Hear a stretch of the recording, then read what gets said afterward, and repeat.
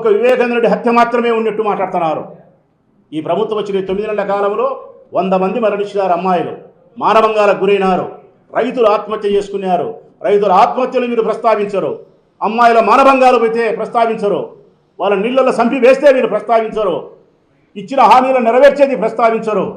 కరువు కాటకాలను ప్రస్తావించరు. ప్రజల ఆరోగ్యాలను ప్రస్తావించరు. ఒకటే ఒకటి ప్రస్తావిస్తాం, జగన్ జగన్ జగన్ జగన్ జగన్ జగన్. ఇంతే ఈ నామధేయంతోనే మీరు కాలాన్ని గడిపే పరిస్థితికి వచ్చినారు. నిజమే, అయ్యన్న పాత్రుడు చెప్పిన మాట అక్షరాల సత్యం. వాడు ఓడినాడురా, మరణించలే. జగన్ అనేవాడు ఓడినాడు, మరణించలేదని అయ్యన్న పాత్రుడు చెప్పిన మాట అక్షర సత్యం. మీ గుండెల్లో సింహ స్వప్నమై ఉన్నాడు జగన్మోహన్ రెడ్డి. అందుకే మీరు ఆయనకు 11 సీట్లు వచ్చినా కానీ 40% వచ్చిన ఓట్లను చూస్తున్నారు. 3 పార్టీలు ఏకమైనా కూడా, 30 అబద్ధాలు చెప్పినా కూడా, అసత్య ప్రచారం చేసినప్పటికి కూడా, ఎలక్షన్ కమిషన్ మీరు ఉపయోగించుకున్నప్పటికి కూడా 40% ఓట్లు వచ్చిన జగన్ అంటే మీ గుండెల్లో రైళ్లు పెరుగుతున్నాయి. కాబట్టి రాబోయే ఎన్నికల నాటికి ఇంకా ఆయనను అపవిత్రుని చేసేదానికి, రాజకీయంగా ఆయన స్థాయిని దిగదార్చేదానికి వివేకానంద రెడ్డి హత్యను మీరు ఉపయోగించుకునే క్రమంలో ఇదంతా చేస్తున్నారు. అందుకే వివేకానంద రెడ్డి రక్తం తెచ్చి జగన్మోహన్ రెడ్డి గారి సొక్కాకు పూయాలా. ఇది తప్ప వేరేదేమన్నా ఉందో మీరు చేసే పని? ఈ ఆంధ్రజ్యోతి పత్రికల్లో రాసేది ఇవే కదా మీరు రాసేది. పిఏ కృష్ణారెడ్డి డైరెక్షన్ అంట, జగన్మోహన్ రెడ్డి అవినాష్ రెడ్డి గారి డైరెక్షన్ అంట, కృష్ణారెడ్డి యాక్షన్ అంట. నిన్న కృష్ణారెడ్డి స్వయంగా చెప్తున్నాడు, నన్ను సిబిఐ విచారించినారు, రామ్ సింగ్ అనే అధికారి నన్ను కొట్టినాడు, నన్ను చేసినాడు, నేను ఈ విధంగా చెప్పిన సర్వం నిన్న చెప్తున్నాడు 36 సార్లు. అవి లెక్కలేకి తీసుకోరు, అవి పరిగణలోకి తీసుకోరు. అసలు ఎందుకు వేరే కోణంలో మీరు విచారణ చేసే కార్యక్రమం చేయరు మీరు? వివేకానంద రెడ్డికి 2వ భార్య ఉంది. ఒక ముస్లిం వనితను ఆమె పెళ్లి చేసుకున్నాడు. ఒక కుమారుని వాళ్ళు కన్యారు. మరి 2వ వివాహం చేసుకున్న తర్వాత ఆ వనిత బయటకు వచ్చి మాట్లాడినప్పుడు ఆస్తి పాస్తులకు సంబంధించో మరొక దానికో ఉన్నప్పుడు ఆయన చాటింగ్ చేసింది ఆమె ఆయనతో. DNA టెస్ట్ చేసినారా వివేకానంద రెడ్డి కొడుకా కాదా అని చెప్పి? ఆ చాటింగ్ని పరిగణలోకి తీసుకున్నారా? ఆ కోణంలో విచారణ చేసినారా? ఏ కోణంలో, దస్తగిరి కోణంలో కానీ, సునీల్ యాదవ్ కానీ, ఎర్రగంగిరెడ్డి బెంగళూరులో రియల్ ఎస్టేట్ వ్యాపారానికి సంబంధించిన లావాదేవీలకు సంబంధించి కానీ, వివేకానంద రెడ్డి 2వ భార్యకు సంబంధించిన కుమారునికి సంబంధించి కానీ ఏ కోణంలో విచారణ చేయరు. ఒకే ఒక కోణం, ఆ కోణమే అవినాష్ నేరస్తుడైతే జగన్ నేరస్తుని చేయొచ్చు అని చెప్పి, జగన్ నేరస్తుని చేస్తే భారతమ్మను కూడా చేయొచ్చు అని చెప్పి.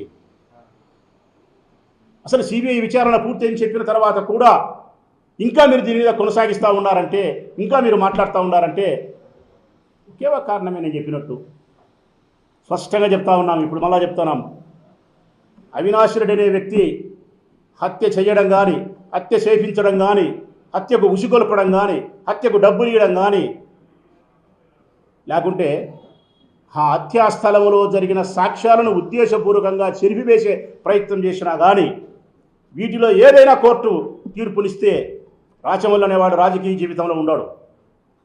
రాచమల్లు అనేవాడు రాజకీయంలో శాశ్వతంగా ఉండడు. మా అవినాశే హత్యకు కారణభూతుడైన తర్వాత ఈ కడప జిల్లాలో ప్రొద్దుటూరు నుంచి రాజకీయాలలో రాచమల్లు ఉండడు. నేనే కాదు, నా సహచర మిత్రులు ఎమ్మెల్యే అభ్యర్థులందరినీ కూడా రాజకీయాలను నిష్క్రమించమనే కోరుతా నేను. ఇంత పెద్ద మాట చెప్పినాము, రుచించవు. మీకు ఒక్కటే, పిరికి వాళ్ళు మీరు, అసమర్థులు మీరు. జగన్ అంటే భయం ఉంది మీకు. మీ వెన్నుపూసకు జ్వరం వస్తుంది జగన్ పేరు తలుచుకుంటే. మీకు వెన్నుపూసకు ఓడిపోయి సంవత్సరమైంది. మేము సంవత్సర కాలంలో మీరు సాధించిన ప్రగతి ఏమీ లేకపోవడం పైగా సంవత్సర కాలంలో జగన్ బయటకు వస్తే జగన్ పట్ల ప్రజలకు ఉండే అభిమానాన్ని, జన సమూహాన్ని చూసి మీ వెన్నెముకకు జ్వరం కాస్తుంది మీకు. ఆ బాధ తట్టుకోలేకనే ఈ ప్రయత్నాలన్నీ చేస్తూ ఉన్నారు.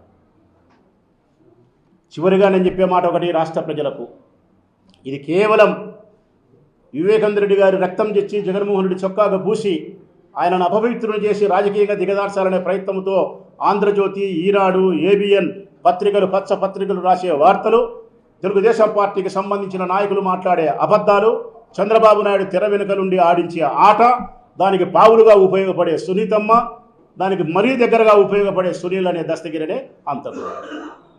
రాష్ట్ర ప్రజలకు ఒక మాట చెప్పాలా నేను, ఎంత విచిత్రం అంటే, ఒక ఎంపీని 6 సార్లు 5 సార్లు ఎంపీ శాంతి కాముకుని ఉత్తముని వివేకానంద రెడ్డిని పట్టుకొని 4-5 గంటల సేపు రాత్రి 10 నుంచి తెల్లారుతన 3 గంటల వరకు నరకం చూపించి హత్య చేసినారు.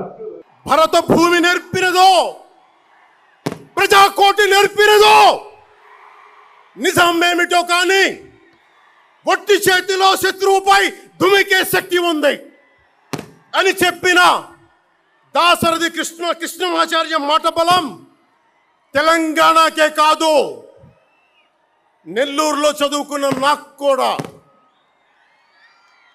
అందుకేనేమో అలా మన జనసేన జన్మస్థలం తెలంగాణ అయ్యింది, కర్మస్థలం ఆంధ్ర అయ్యింది. రుద్ర వీణ వాయిస్తా, అగ్ని ధారలు కురిపిస్తా, తిరుగుబాటు జెండా పట్టిస్తా, దుష్ట పాలన నుండి విముక్తి కలిగిస్తా అన్న కృష్ణమాచార్య మాటలు మాకే కాదు, మబ్బుల్లో పరిగెత్తే పిడుగులు, వేట కోసం బయటకొచ్చిన కొదమ సింహాలు వారికి కూడా ఊతమిచ్చినాయి. ఊతమివ్వబట్టే 24 ఎన్నికల్లో దాష్టీక ప్రభుత్వాన్ని దించి కూటమి ప్రభుత్వాన్ని, ఎన్డీఏ కూటమి ప్రభుత్వాన్ని గెలిపించారు. అందుకని మీ అందరికీ గుండెల్లోతుల్లో నుంచి ధన్యవాదాలు. మూగవోయిన కోటి తమ్ముల గళాల పాట పలికించి కదిలి జవమ్మ కూర్చి నా కళానికి బలమిచ్చి నడిపినట్టి నా తెలంగాణ కోటి రతనాల వీణ, నా తెలంగాణ కోటి రతనాల వీణ. అలాంటి కోటి దివిటీల క్రాంతి జ్యోతి తెలంగాణకు ఆ రోజున కరెంట్ షాక్ తగిలి చనిపోబోయిన నాకు కొండగట్టు ఆంజనేయుడి దయ,